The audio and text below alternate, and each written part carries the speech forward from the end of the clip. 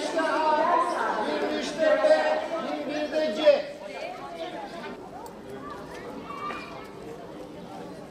Ana sınıfları varsa ana sınıfların kapısı şurada arkadaşlar. Gözlerimiz var herhalde, hislerimiz var değil mi? Görüyoruz etrafımızdaki olan şeyleri. Lütfen küçümsemeyelim. Dediği için biz de sınıfını ya da öğretmen arkadaşa onun telefonunu verip okula gelip gelmeyeceğine ilgili herhangi bir bilgilendirme yapamadık. Şimdi çocuklarımızı çok da uzatmak istemiyorum ama çocuklarımızın temizliği, hijyeni, evdeki durumlarını lütfen sürekli kontrol altında tutun.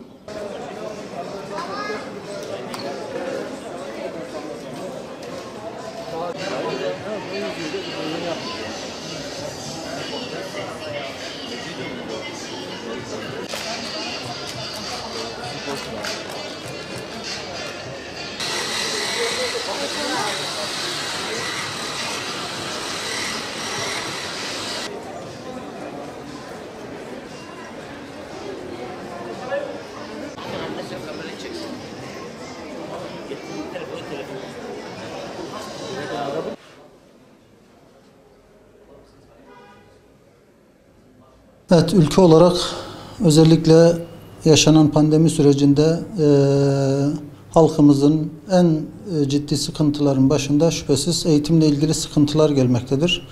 Uzaktan eğitim sürecini yaşadığımız şu dönemde tabii birbiriyle bağlantılı olarak çok farklı sorunlar ile karşı karşıyayız maalesef.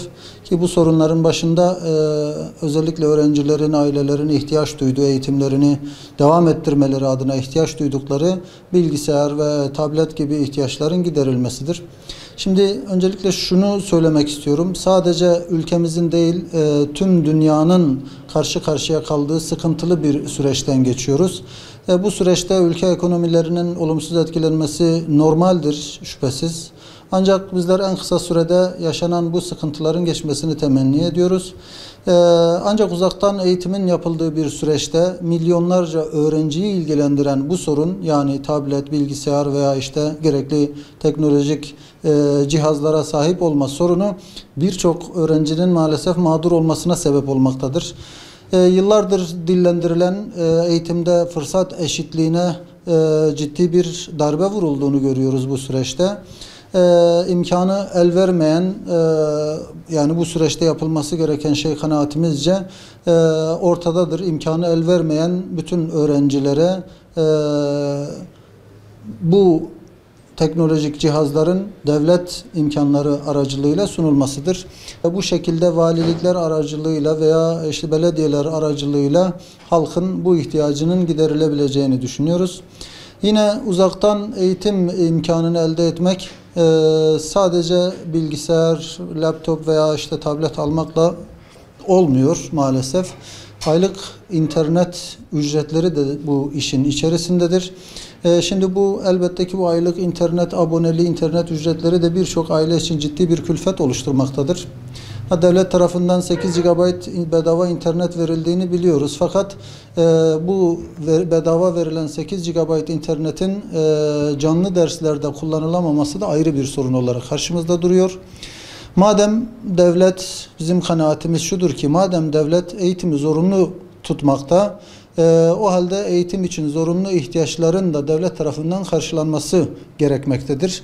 Bedava verilen 8 GB internetin arttırılması ve canlı derslerde de kullanılmasına imkan tanınmalıdır mutlaka.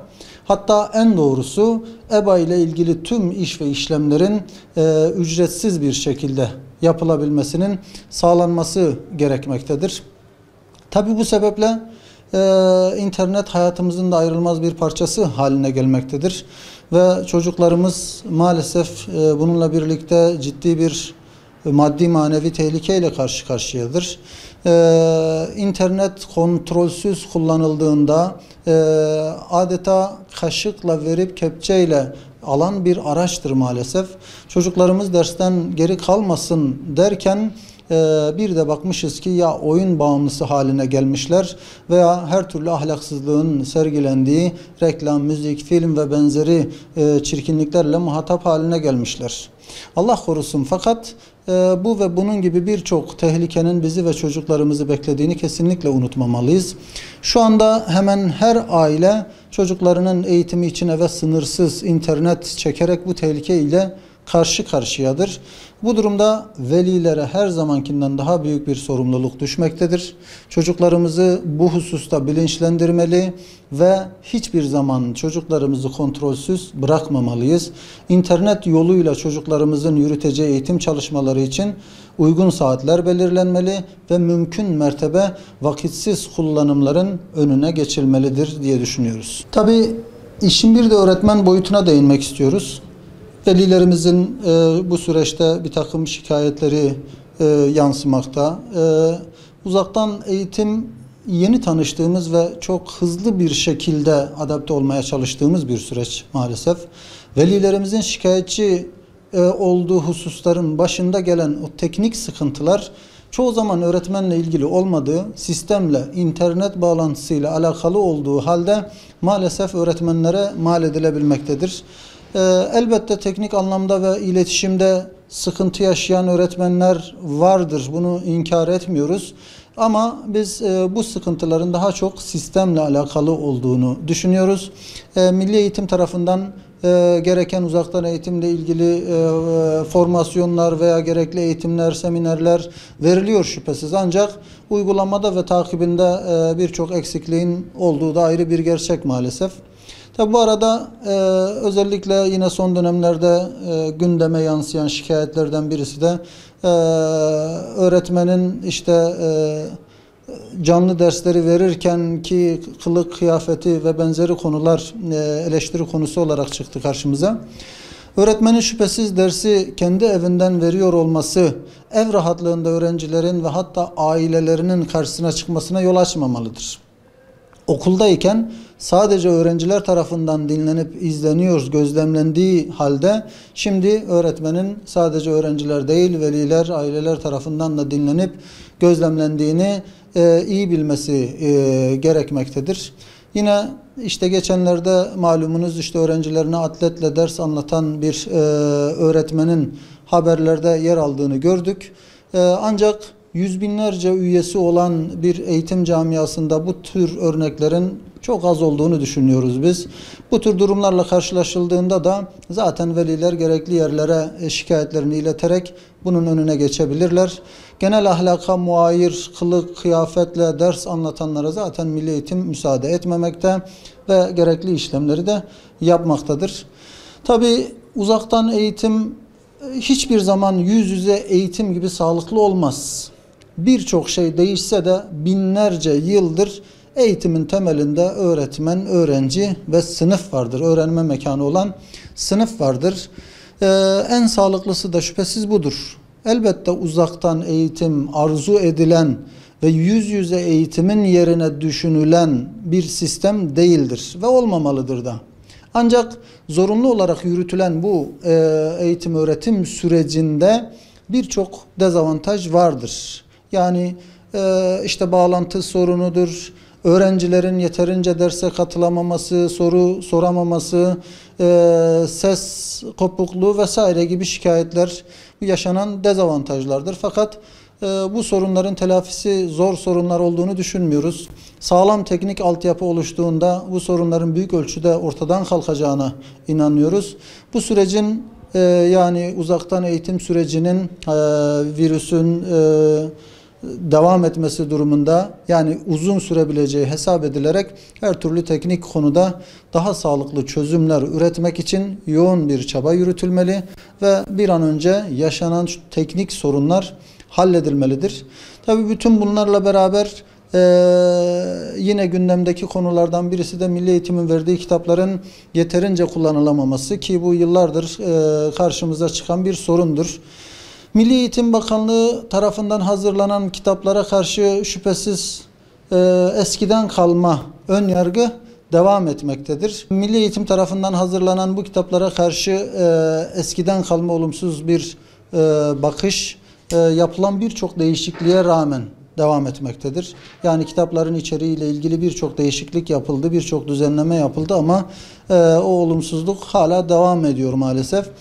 Ancak sınav sorularının bu kitapların içeriğine göre hazırlandığı düşünüldüğünde öğretmenlerin derslerini bu kitaplar ekseninde anlatması gerekmektedir. Esasen öğretmenin öğrenciye başka bir kitap aldırması ve dersini o kitaplardan işletmesi zaten yasak olan bir durum. Böylesi bir durumda yapılan şikayetler de zaten Milli Eğitim Müdürlükleri tarafından dikkate alınmakta ve gerektiğinde soruşturma bile açılabilmektedir. Öğretmen şu unutulmamalıdır ama öğretmen kaynak kitap tavsiye edebilir. Sadece bir kitapla yetinmeyebilir. Ancak zorunlu tutamaz. Her halükarda çünkü bu külfetli bir durum. Kaynakların alınması hakikaten her ailenin, her velinin altından kalkamayacağı bir durumdur. Ancak öğrencilerin gelişimi için de öğretmenin kaynaklar tavsiye etmesi normaldir ve tavsiye ettiğinde de veliler buna kızmamalı, hatta sevinmelidir de diyebiliriz. Yine uzaktan eğitimle ilgili eleştirilen konulardan birisi de Fatih Projesi ile ilgilidir. İşte Fatih Projesi neden devam ettirilemedi, neden hiçbir çalışma yürütülemedi gibi eleştiriler söz konusudur. Ancak şunu söyleyebiliriz, Fatih Projesi gerçekten de çok önemli bir projeydi ve projedir, hatta hala devam etmektedir. Çok ciddi altyapı yatırımları yapıldığı doğrudur. Fakat bu projenin hiçbir şekilde hayata geçirilmediğini söylemek veya bu projeden tümüyle vazgeçildiğini söylemek doğru olmaz. Şu anda tüm illerde, tüm illerdeki okulların büyük çoğunluğunda akıllı tahtalar ve internet mevcut. Akıllı tahtaların eğitim öğretim için sağladığı kolaylık ve sunduğu imkanlar kesinlikle küçük görülmemelidir. Bugün birçok Avrupa ülkesinde dahi bu imkanların olmadığını biliyoruz. Ancak öğrencilere tablet dağıtma ve etkileşimli ders işlenmesi hususunda hedefe ulaşılamadığını söyleyebiliriz. Hatta dağıtılan tabletlerin denildiği gibi işte rootlandığı ve farklı amaçlar için kullanılmaya başlandığını biliyoruz. Bu yüzden midir bilmiyoruz ama tablet dağıtımından vazgeçildi. Yıllardır tablet dağıtılmıyor. O birkaç yıllık bir süreçte dağıtıldı ancak devamı getirilmedi bunun. Artıları eksileri düşündüğünde o süreçte belki geçerli sebepleri vardır. Fakat o proje devam etmiş olsaydı belki de içinde bulunduğumuz sürece çok daha kolay adapte olur ve şimdi yaşadığımız sorunların birçoğunu yaşamazdık. Son olarak ben internetle ilgili bir soruna da değinmek istiyorum. GSM operatörleri ile ilgili işte kullanılan internetin canlı derslerde verilmediği, başka diğer kotadan verildiği ile ilgili. Bunun tabii GSM operatörlerine çok yoğun bir talep var. Her aile evine internet çekmek istiyor. Hatta bu yoğun talebin karşılanamaz bir duruma geldiğini de söyleyebiliriz. Milli Eğitim tarafından EBA için ücretsiz verilen internetin kullanılacağı alan operatörler tarafından değil. Yani bunu sadece EBA'da dersleri okumak için veya işte EBA'nın diğer verilen görselleri takip edebilmek için mi, canlı derslerde de kullanabilir mi şeklindeki o kullanılabilecek alan bakanlık tarafından belirlenmektedir. Yani GSM operatörleriyle ilgili bir durum değil. Operatörler yapılan anlaşmanın içeriğine aykırı hareket edemezler. Bu konuda bizler devletin biraz daha cömert olması ve internetin her öğrenci ve öğretmenin rahatlıkla kullanabileceği bir araç haline dönüştürülmesi gerektiğine inanıyoruz ve temennimizde yaşanan sıkıntıların hızlı bir şekilde aşılması ve bu sürece kolaylıkla adapte olunabilmesidir.